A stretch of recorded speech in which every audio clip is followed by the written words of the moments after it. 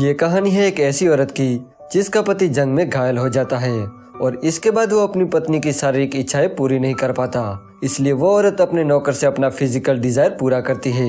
Hello दोस्तों, आज हम जिस मूवी को एक्सप्लेन करने वाले हैं उस मूवी का नाम है लेडी चैटरलीज लवर, जो 1981 में रिलीज हुई थी।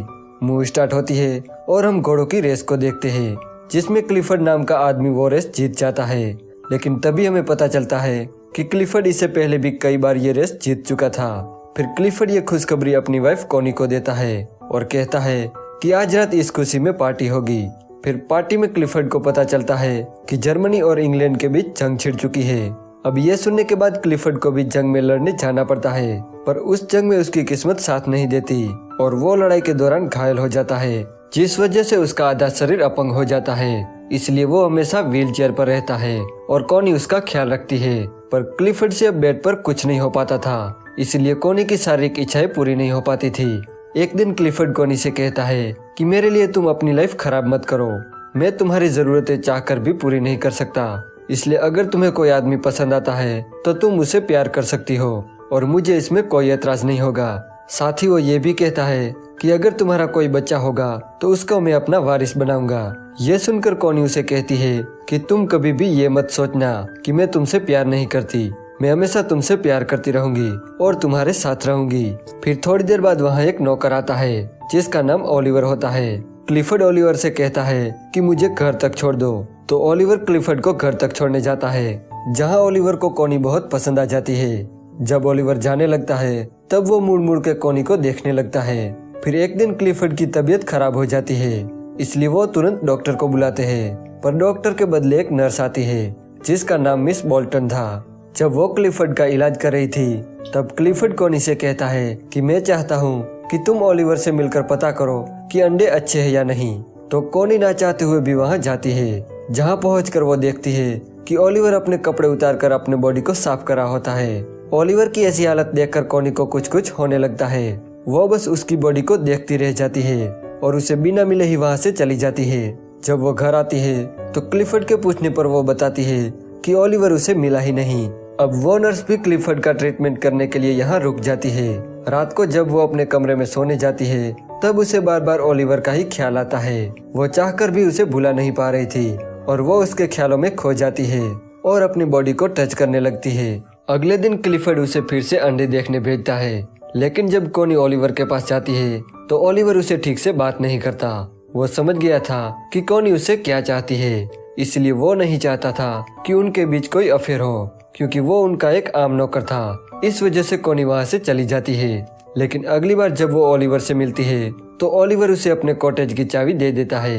अब वो जब चाहे पक्षियों को देखने आ सकती थी। अब वो हर रोज ओलिवर के पास जाने लगी, वो बस ओलिवर को देखना चाहती थी। ऐसे ही एक दिन जब वो ओलिवर के पास जाती है तो ओलिवर उन्हें नन्हे चूजे दिखाता है, जिन्हें देखकर वो रोने लगती है। दरअसल उनका कोई बच्चा नहीं था और क्लिफर्ड की हालत देखकर ऐसा लगता है कि अब होगा भी नहीं। तब ओलिवर उसके पास आता है और उसे सीने से लगाता है।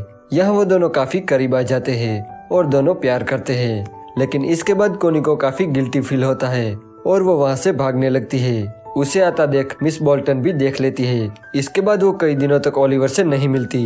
वो उसे प्यार तो बहुत करती थी, पर वो जानती थी कि ये गलत है। तो वहीं दूसरी तरफ ओलिवर भी कॉनी को देखने के लिए तरस गया था और एक दिन वो कॉनी के घर तक आता है, इस उम्मीद में कि उसे एक बार कॉनी दिख जाए। उसे कॉनी तो नहीं दिखती, पर मिस बोल्टन उसे घर के बाहर देख लेती है।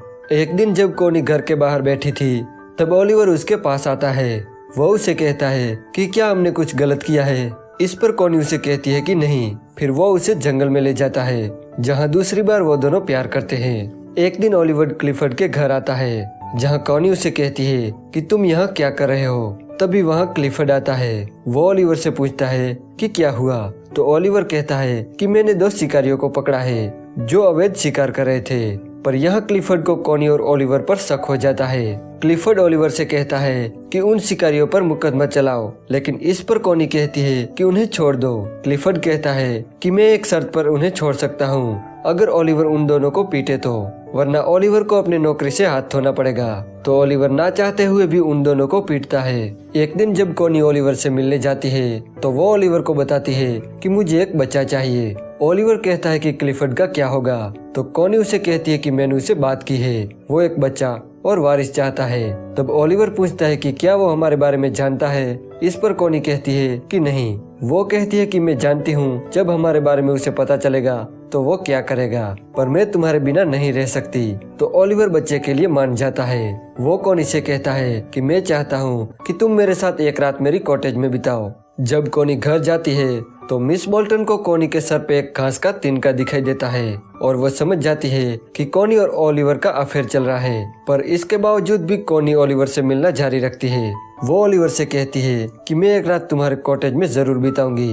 वो कहती है कि मैं तुम्हारी पत्नी बनने के लिए तैयार हूँ, पर मैं क्लिफर्ड को छोड़ नहीं सकती, उसे मेरी जरूरत है। वो ये भी कहती है कि वो जानता है कि मुझे किसी की जरूरत है। ओलिवर कहता है कि तुम अगर उसे मेरे बारे में बताओगी तो तुम उसे हमेशा के लिए खो दोगी। वो कहता है कि मैं एक नौकर हूँ और वो कभी नहीं चाहेगा कि एक नौकर का बच्चा उनका वारिस बने। जब कॉनी वापस आती है तब शाम ढल जाती है। क्लिफर्ड उसे वापस आते देख लेता है। तब कॉनी कहती है कि तुम यहाँ क्या कर रहे हो, तो वो कहता है कि मैं सनसेट देख रहा हूँ। पर असल में वो जानता था कि कॉनी और ओलिवर के बीच अफेयर चल रहा है, इसलिए वो उनकी इंसल्ट करने ओलिवर के पास जाता है। पर ओलिवर अपने घर ना होकर क्लिफर्ड के घर के पास होता है।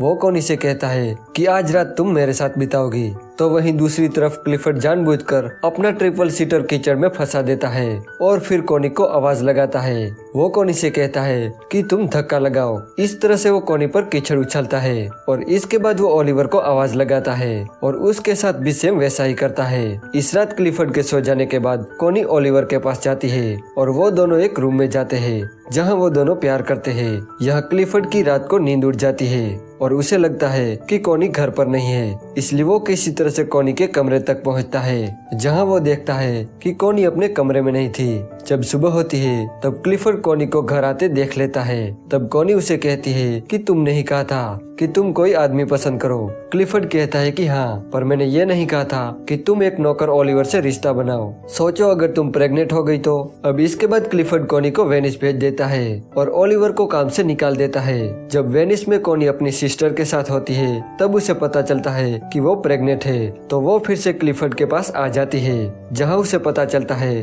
कि क्लिफर्ड ने ओलिवर को काम से निकाल दिया। तो वो उसे ढूंढने जाती है और वो ओलिवर को ढूंढ लेती है। वो ओलिवर को बताती है कि वो उसके बच्चे की माँ बनने वाली है और वो उसके साथ रहना चाहती है। लेकिन ओलिवर उसे कहता है कि तुम्हें एक बच्चा और एक वारिस मिल गया है, तुम अपने घर चली जाओ। पर कॉनी उसकी बात नहीं मानती। वो कहती है कि हम तुम्हारे खेतों से अपना गुजारा कर सकते हैं। तो ओलिवर उसकी बात मान लेता है और इस तरह क्लिफर्ड के घर के दरवाजे कॉनी के लिए हमेशा बंद हो जाते हैं और यहीं पर यह मूवी एंड हो जाती है। दोस्तों, अगर आपको ये वीडियो अच्छा लगा तो प्लीज इस वीडियो को लाइक कर देना और चैनल को सब्सक्राइब करना बिल्कुल भी मत भूलना। मैं ऐसे ही इंटरेस्टिंग मूवी आपके लिए लाता रहूंगा।